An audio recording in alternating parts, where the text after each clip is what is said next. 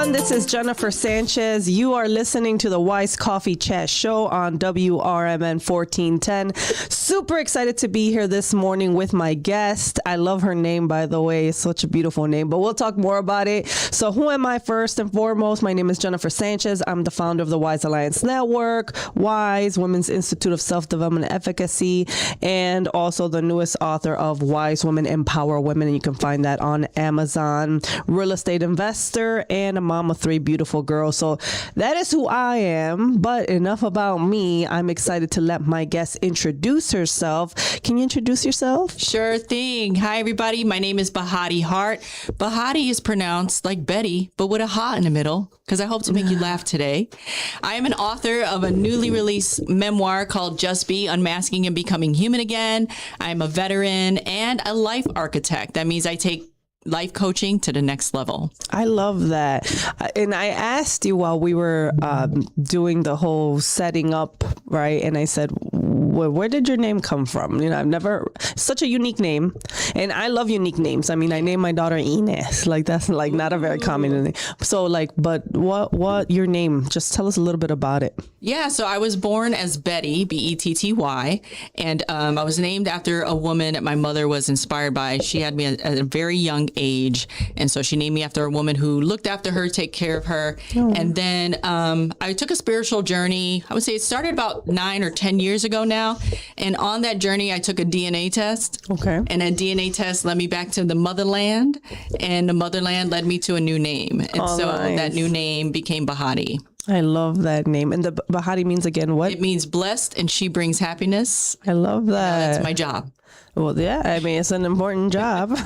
Someone's got to do it now. But so you went on the spiritual journey. You took the DNA test. I'm just curious, did you take it through Ancestry? I sure did. Yeah. I took the Ancestry, spit in a tube, send it off. Yeah. And it came back 50% West African, and everyone knows that storyline thus far. Benin, Togo, Nigeria. And then I have a 25% indigenous. So I've been tracing that indigenous trait through Mesoamerica, and now it's landing in the Navajo Hopi tribe region. So I hope to pilgrimage there one day.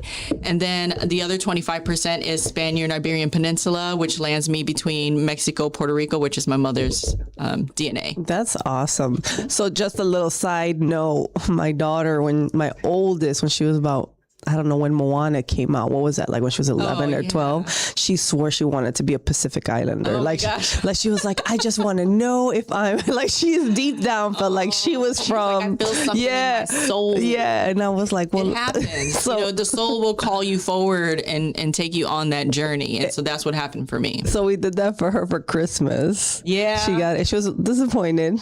She was like, there was no Pacific Islander, not a drop at all. There was some Chile. Like someone's from Chile in her ancestry. There's a lot. There's an interesting percentage. I don't know the data of Asian people in Latin America, South America, the Caribbean. Yeah, you'd be surprised. And for her, it was just like we had more. Well, obviously, me and her father. It was like Italian, Portuguese. Mm-hmm. There was some French and English, and of course the Spaniard and the Mexico, right? Like the indigenous side of Mexico, and Arabic, and there was like 3% from Africa or Seneca or something like that. So I was like, Mommy, I'm sorry, like you did not get the Pacific Islander, but you have a lot of other cool stuff, And that's, again, that part of the journey is for me so important, because it tells you who you are and why you love what you love, wear what you wear, think how you think. It's all part of the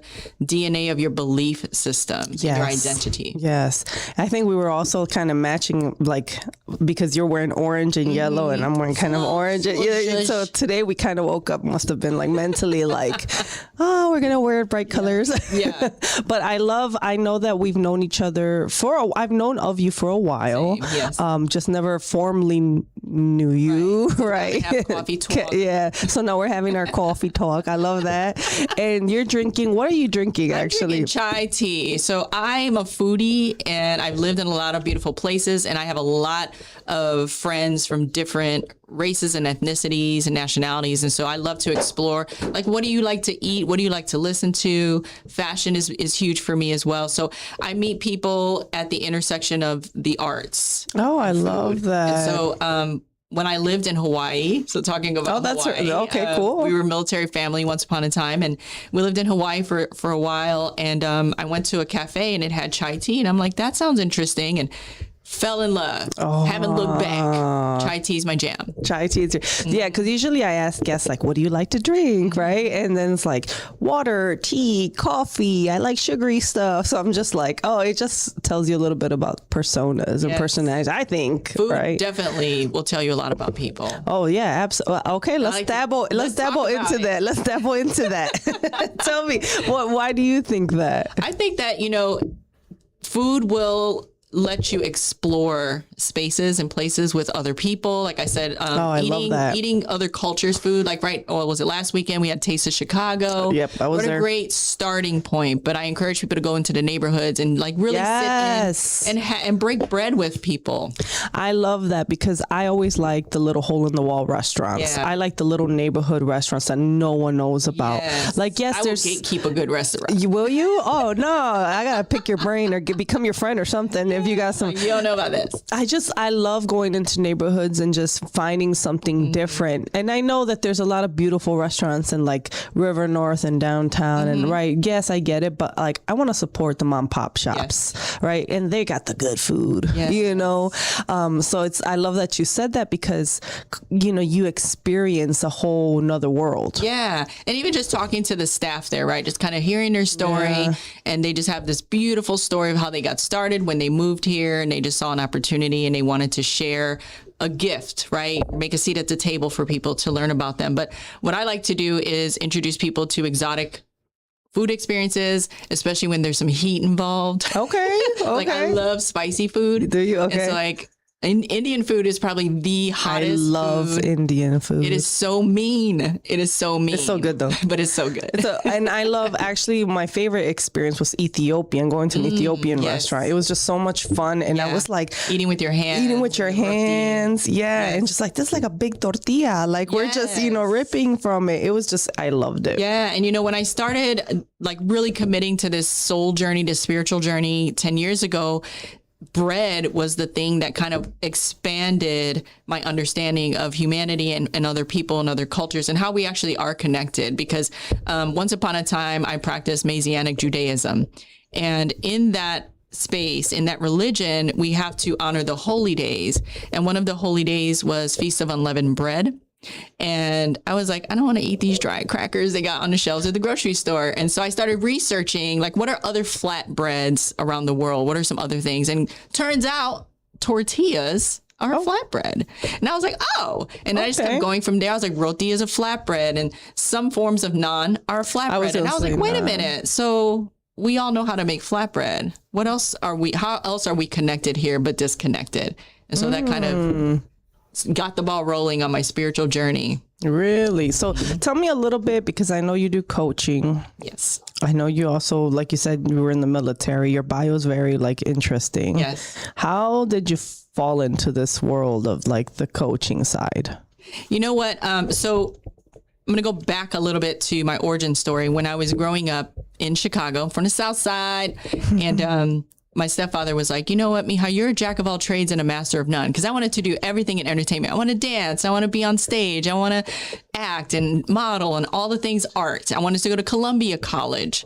And I remember him taking me there for an open house. And then I realized, they don't have dorms. I can't live at home and then come all the way out here. It's just not viable. So I joined the military, and not coincidentally, for the 10 years I was in there, I had like 3 different jobs. I just kept retraining. Like, I don't like this anymore. I'm going to try something else.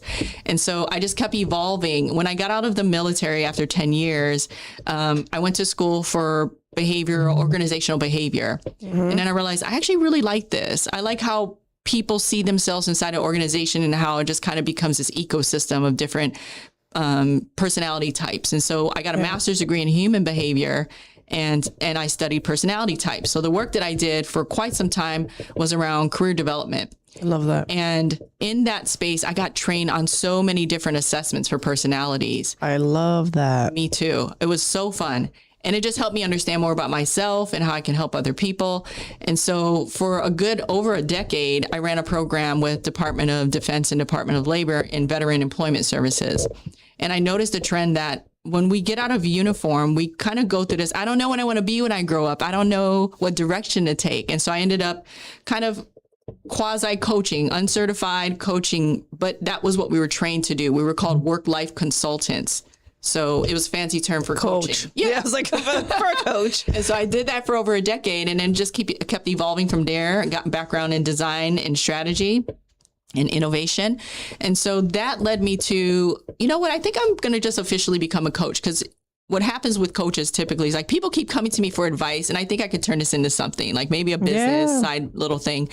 And so my last stint in the government actually opened a really big door for me. So after I got officially certified with Jay Shetty's coaching school, the organization I was working with was like, hey, we do coaching here and employees can have some time together and coach each other. Would you be interested? And I was like, sure. So once a week I would coach a few employees, and I kind of got my feet wet. And so I just kept expanding from there. And I was like, what would coaching look like if I added design and strategy? What would it look like if I added spiritual systems? And so that's why I call myself a life architect, because I integrate all these other systems that I have a background in to help people think outside the box. Well, that's great. And I love the fact that you love personality tests. And shout out to everyone that's watching on social media. Hey. Thank you for supporting. I see Anthony, he put Happy Wednesday. So, and any questions you guys have, just feel free to throw it out there. But you know, I've always loved personality tests because I feel like, and I've said this before, like you can figure yourself out. You totally can. And be able to figure out how to navigate the world better when you have full understanding of, oh, this is how I operate. Yes. And self-awareness is half of the battle. It's a battle. I agree. You will be fighting for your own life with yourself. I agree, right? And I think like I've always been a big person on, I need to get coached because I also am a coach, right? So I need to get coached because I know that it's critical for me to make sure I'm at the best capacity I can be so that I can help other people, right? So Myers-Briggs, the other one, Enneagrams. I haven't done that one. I had Strength Finders. So like all these ones I've taken, it's like, oh, this is great. Now I know how to like, what type of person are you? Yeah. Oh, okay. I kind of figure you out, right? Yeah, there's so many. And I find them so valuable. So in my coaching framework, I take people on a journey. And the journey usually starts with 5 weeks because that's all I have the capacity for. But I introduce them to remembrance. That's the phase that I call it. And I introduce them to systems within their belief system. Like some people will come to me Muslim, some may come to me Hindu, some may come to me Christian, some may come to me atheist. I meet them where they are, and then I introduce them to personality assessments and systems from their particular belief systems. So sometimes people don't understand, like, we've been doing this like since day one. We have been assigning archetypes to ourselves. Like everybody subscribes to a zodiac. I subscribe to numerology. I'm a life path 9. I mean, there's so many different archetypes and energies out in the world that guide us and remind us who we are. So that's why I strongly believe we did come here with a soul contract, and we are fulfilling that contract through the lessons that we have. And sometimes we forget why we're here. And that's why people get lost in their purpose. Like, I don't know what I want to be when I grow up, and I don't know what to do now that something has ended in my life. So those systems have become really valuable when I coach my clients because it helps them understand themselves more. Yeah, I like that. And it is kind of hard, especially when people are going through transitions, or like you said, sometimes people attach their identity to a job or to a person or to a thing, right? So it's like, what you're doing is important because sometimes people are stuck. Yeah. And they're like, I don't know how to move. I don't know. Yeah. I mean, and you with even the fact just listening to you said you had a military background. You were always moving. I was on the go. You were all so you She was couldn't outside. you couldn't attach yourself. No, right? We couldn't get settled in. So for a very long time, and I'll start with, my story started last year in March when I was released, freed, emancipated from my position. And I say that very lovingly because I really, really did enjoy where I was working and who I was working with. But times were changing and some philosophies came in and decided we don't need you all anymore and just abolished a lot of positions. That was the email that came in. And that triggered my ancestors so much because as a woman and a woman of color, we tend to overdo things just to prove our point. And we wear these masks and perform in these spaces just to be validated and valuable to the organization. And although it wasn't personal, it felt deeply personal, especially when programs that were designed to protect us were also being ripped out of different organizations. And over 600,000 women at last count had either left forcefully or voluntarily the workforce system last year. So I was in this space of kind of like a rage and a tearing down and a deconstructing of my identity. And I had to sit in that fire and just kind of forge a new identity. And so now my work is just all centered on helping people figure out who they are before they figure out what they want to be. And that's important because how do you know, like we said earlier, how do you know how to help people if you don't really even know yourself or you're not aware, right, of what your situation is or your traumas or your habits or your persona, right? Like, I think that's very powerful. So, okay, so tell me now, right, you have a book, life coaching, right? Now you have a book out, correct? So tell it, what made you decide to become an author? So it's actually an interesting. I love your laugh. You said because there's so much to the story. It's like I wish I could make this up, but I believe in divine timing. So in February last year, I was talking to a relative, and they were having a very philosophical, psychedelic experience. Okay. And they were like, I spoke to God, and God said, you're going to write a book. And I was like, me? No way. I hate writing. A month later, this removal from my career happened, the deconstruction of my career. And then I had a back surgery. While I was on my back, I was so upset and I was really, really depressed. And I was like, what am I going to do now? Like, I have no purpose. I have no job. I have nothing. That's what I thought. A month later, I had a divine visitation with Mary Magdalene. And I write about this at the very last chapter of my book. But she came to me for 6 days and invited me to learn a little bit more about myself and how women biblically have endured certain things and I can get through this. So she was really just pep talking me through it. And at the end, she said, you need to tell your story and you need to tell other people to tell their story. And so by June, I sat down and I said, okay, let me just purge. Let me just get all this stuff out of me. And I was using AI at the time. I had gotten certified as an AI consultant.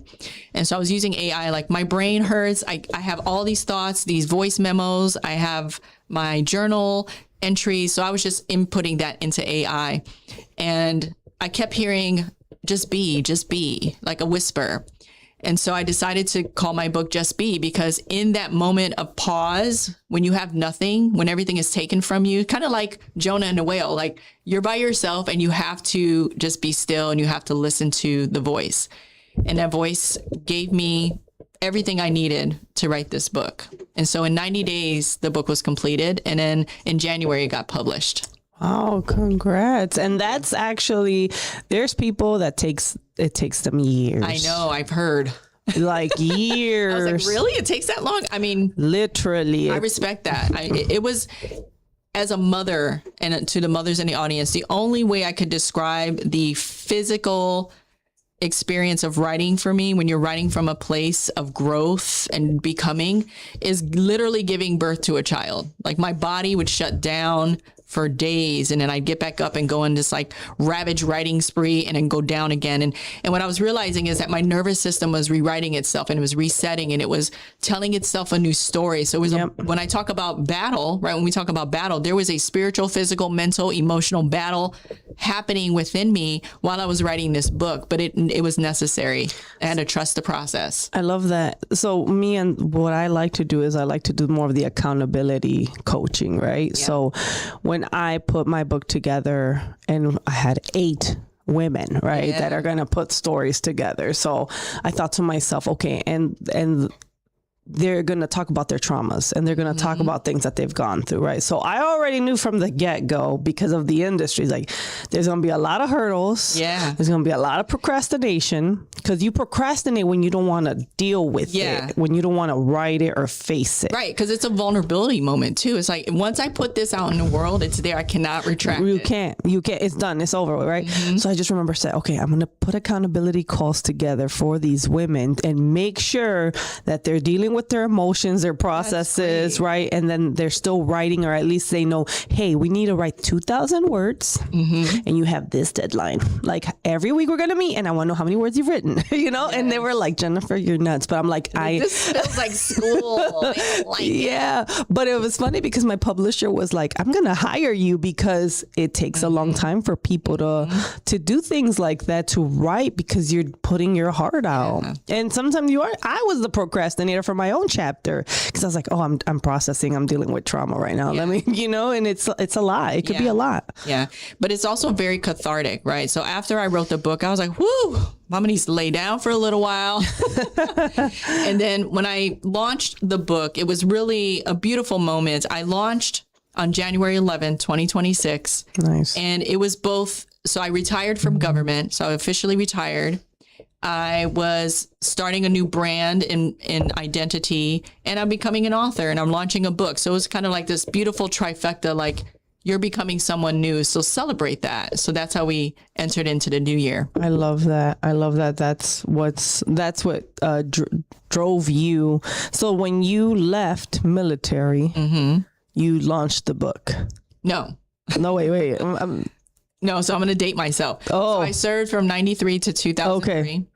And then after that, I was a military spouse. My husband continued to serve. Oh, okay. Gotcha. And during that time of my military spouse, I got my education, raised 2 daughters, and I got entered into federal government. Government. Yeah. Okay. It was federal. So when you left federal government, that's when you did the book. I left federal government. Gotcha. So it was like a chapter had closed and a new one was beginning. And that's great. Yeah. And then that kind of goes with the new identity that now you're leading with, right? Yes. Which I think, and I guess there's a lot of times I meet people and they struggle with their identity, or even like their brand or whatever they put themselves out there. Like, what would be one of your tips of like, okay, I need to start reconstructing my identity? What would be one of the biggest things you would advise? So for me, what I had to do was return to that inner child work. Okay. And meet the young woman that I abandoned at 18 who wanted to be a genuine creative. And I was like, okay, honey, what does that look like at 51? Because I am 51. You know, we don't have access to things. We've been absent from this industry for 30 years. Like, what does being a creative and an author look like at 51?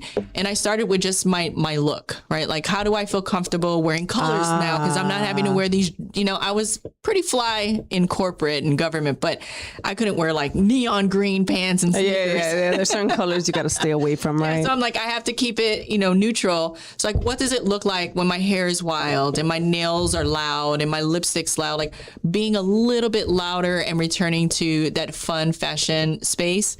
And then also the language, like how am I speaking about what I do? I don't want to put so much emphasis on who I was before. I want to talk about who I am also becoming and how I'm meeting people along the way. So for me, it's not about chasing clout, being an influencer, being super popular. It's more so like, I know who I am. I know I have a message and a mission, and that is my ministry. And I'm going to speak about it. And whoever comes along, you are welcome. Wow. So we're going to continue this conversation. We're going to take a quick short break, but when we come back, we're going to talk a little bit more about, everything that she's doing, how to develop an identity, talk more about the book. So make sure you guys stay tuned and don't touch that dial.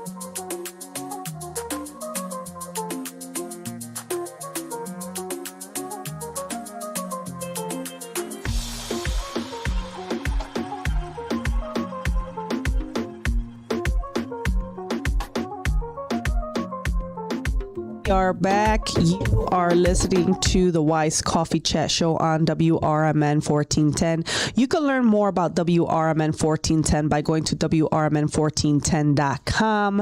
And super excited to be here again this morning with Behati. We've been talking about why she got into coaching, what made her start her book called Just Be, and just even getting to know, like, if someone's trying to create a new identity, right? Mm-hmm. How do they start?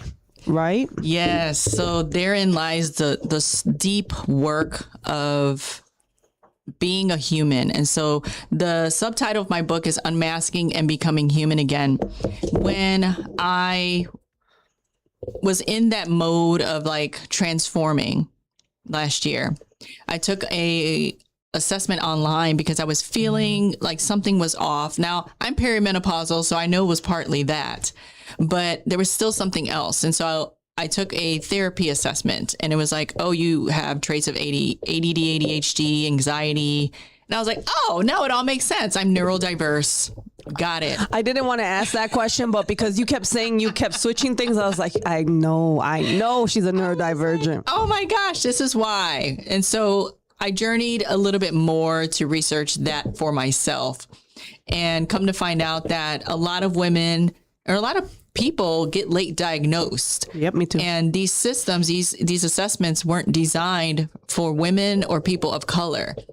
And so I struggled with that so long, but I learned this term called masking. And then it became even more clear to me that we wear masks to perform in identities. For example, your job title, or, you know, whatever position you hold in the church or in the school or in a community organization. We are very, as you mentioned earlier, tied to an identity that provides a status symbol. So when all of my quote unquote status symbols were removed or torn down, I kept going with that. I was like, who am I when I'm not a mother? Who am I when I'm not a daughter? Who am I when I'm not a sister? Like, let's keep excavating. Who am I when I'm just Behati? Who am I when that name is taken away? Who am I as a human being? Wow. And when I got there, it was dark and it was scary. And in some spaces, they call this the dark night of the soul. Now, I visited this space a couple times before. And so I started calling it the valley of the shadow of death. And so for me, I had to meet those versions of myself with grace and wish them well. Sayonara, arrivederci, eulogize them, honor them, say thank you for your service, but you're not coming with me on the rest of this journey. And so I truly had to have an identity death.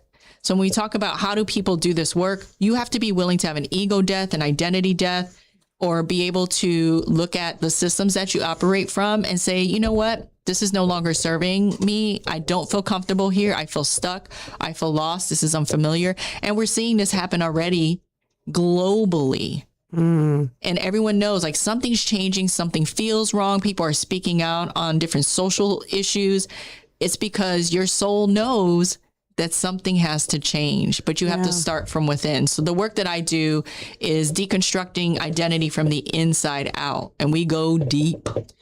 No, and I think, I mean, I love that you do that, because there's been so many times, I was just saying this to someone, I've reinvented my identity so many times, and we do it unconsciously, but what happens when you do it consciously? Yeah. That is scary. And that is, and even right now, I'm like, okay, I'm in a new season. I need to, again, revamp. I need to figure out this new identity that I'm going towards now as an author and all this stuff, right? What does that look like? Right. And it is uncomfortable, but I hate, one of my pet peeves, and maybe you also, maybe you can relate or resonate with this. I don't like having masks. I don't like not being myself. Yeah. Especially for me, being married for 18 years and being with someone who I always felt like I had to have a mask, or I had to be another person to survive that marriage.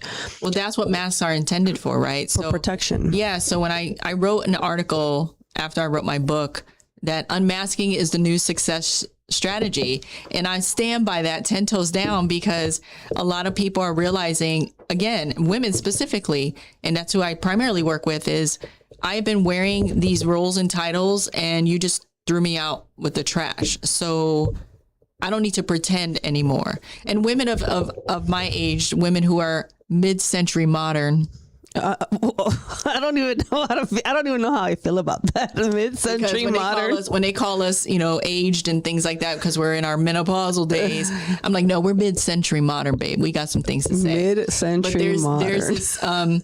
There's this philosophy that women who get older just don't give a damn anymore. They just say what they want. And I'm like, because the masks are off. The masks are done. We got rid of them. Oh, yeah.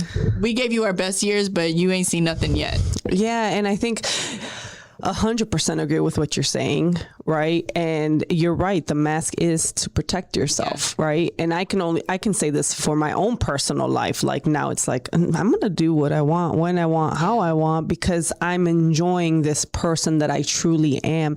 And so many years, whether it was marriage or working for corporate or even through religion, it was like I had to be this type of person. I had to act and carry myself this way, But I think it's just so freeing when you can be authentically yourself. Absolutely. And to get to authenticity, because I know this is like the new word of the year. Everybody's like, I want to be authentic. Everything needs to be authentic. You cannot be authentic if you don't know who you are. Yep. And again, it requires you to do a full deconstructing, deprogramming, decolonizing, whatever you want to call it, but it requires you to strip all the way down. So in the first, I think the preface of my book, I said, I'm standing in the mirror nude and I'll be clean about it. But I was like, who the hell are you now, woman? And then I had to examine myself. Like I didn't recognize who I was looking at in the mirror. And I think oftentimes as women, we peacock, right? We makeup, hair, clothing, jewelry. We peacock to portray something to the world. But when we take all of that off and we truly see ourselves, there is this beautiful thing that indigenous cultures do that's called soul gazing, where they sit across from another person and you just look in their eyes and you can see past the flesh and the vehicle. And so I soul gaze with myself. And I had been doing this with my clients already. We start with mirror work sometimes. And we just look in the mirror. It's like, who are you? Who do you see? Who is that version? And oftentimes, if not most times, they see their younger self come forward. And so when my younger 18-year-old self came forward, she was like, what are we doing now? Because we don't have to do that anymore. What are we going to do now? Can we finally become who we were you're meant to be. Yeah. I heard you say earlier about like how to be like this creative, right? And again, the environment that you're in will influence it, right? So when I started teaching here at this school, being around creatives all the time, I was like, hey, this is getting my juices flowing right here. Like, I want to go create some content. Yesterday they were laughing at me because I'm running around doing a video and I started getting into it. Like, they were like, you need to do a speed tour of the campus. I was like, a speed tour? What's a speed tour, right? They basically wanted me to run around and be like, someone recording me. And at first I felt silly. I was like, okay. But then, I started getting into it and I was like, you know what? I'm going to get into it. And it was fun, right? But then when you're around the energies that are like that, it's like, oh, what can I create now? What can I do now? What can I put together now? And it's just once you see the product, it's like, wow. So like, I almost see us as identities as we are a product also, totally. Right? How do we want this to look? Yes. Right? Like you said, the brand, like what does the brand look like that I thought I wanted to be in the 90s in 2026? Like, what does that look like? I wanted to go back to really quick. I love how you said like running through and playing and being with your fellow creatives. When I started to settle into this newness of this identity that I'm building, and again, doing some soul work, talking to my younger inner child self. And I was like, okay, we're going to do only a few things moving forward. This is the criteria. We must play, we must talk, we must learn, and we must teach. And so anything that I agree to do has to fit in one or all of those buckets if we're lucky.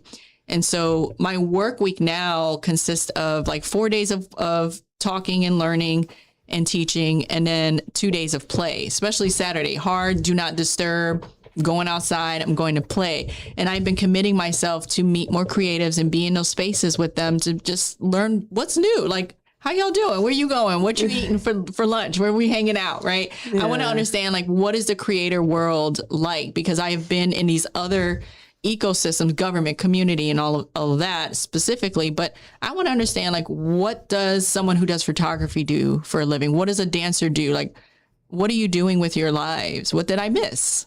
Yeah, and especially because you wanted to go to Columbia, Exactly. so it's like, shout out to Columbia College. yeah. Now we're up there. Right. We're up there. Shout out to Illinois Media School. I'm just saying, it's crazy because a lot of times our students, just throwing it out there, they're in stations, radio, TV with Columbia students, right? Okay. So it's always like Illinois Media School, Columbia. Hey, there's room for everybody at the table. Yeah, there is. So I just want to make sure that, these guys, they get their plug. But, at the end of the day, this is a fun space. And I love that you said, I try to do something fun twice a week, you said, right? Strictly fun. This weekend, I'm going to solo, right? And even independently, my family, they get it, but they're like, we can't go with you everywhere, Mom. You got to go by yourself. I love But I love music, especially house music from Chicago. Yeah. And so this weekend there is an event at the Salt Shed, and there's some I did watch that. DJs I saw that. from different spaces. Big Daddy Kane's going to be there. And so I was like, you know what? I'm just going to go.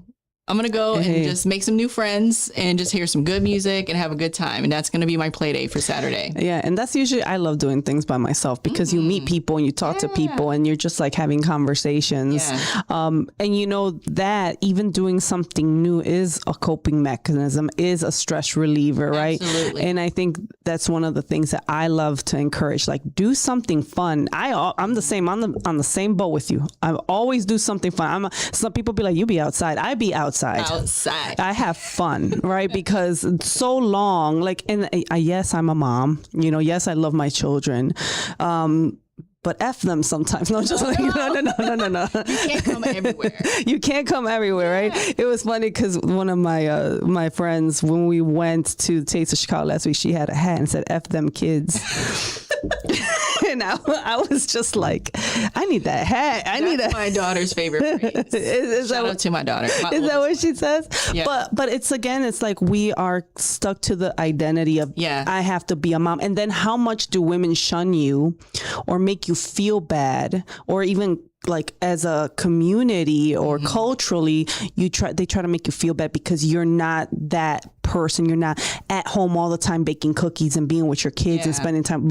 So you get mistreated because of that, or talked down to. That's not right either, right? Not at all. That's the lens by which they judge you, right? They judge you and they don't understand or refuse to understand what that's about. When I started receiving coaching many, many years ago, it was about 6 or 7 years ago, one of my challenges, my hurdles was judgment. It was placing judgment on other people because they didn't fall into this linear philosophy that I had on the way the world should be, or women should be, or people should be. And so I struggled with that judgment, and I had to go and do that work. And what that revealed to me was that my belief system is not one size fits all. It's not rated E for everybody. And just because that person likes X and I don't like it, I shouldn't treat them any less than me. And then I did some spiritual work around that, and just kind of looking at how other cultures and other belief systems manage this. And that actually led me to Eastern ideologies and philosophies. And it was a beautiful experience because it was we're all from one source. We are all from the same stardust. And I was like, oh, that's so beautiful. Okay, well, I can release the judgment, because now I understand what that was. It was an ego, it was a shadow side of me that was operating to protect me.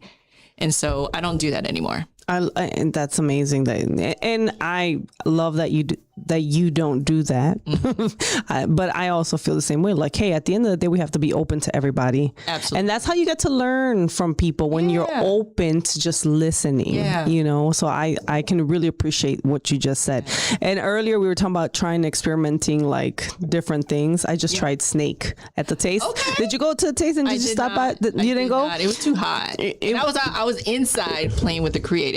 Oh, well, I was outside. Usually Sunday mornings I like to run or be at the lakefront or something. So I was like, you know what, let's go to the Taste and see what they got. Since it's free, we're walking through there anyways, right? Not free the food, but it's free entry.